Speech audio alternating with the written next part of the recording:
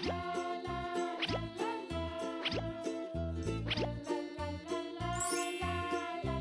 teman-teman, kali ini kita akan suntikan obat untuk Upin dan kawan-kawan agar mereka sembuh.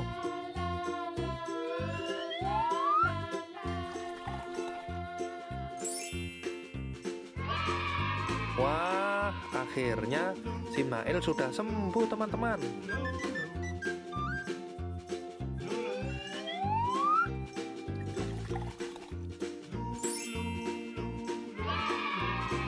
Akhirnya Ipin juga sudah sembuh teman-teman.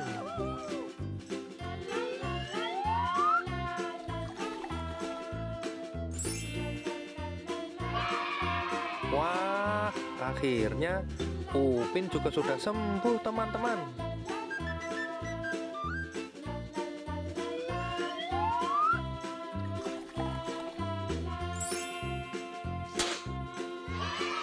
Yang terakhir, Ijat juga sudah sembuh teman-teman.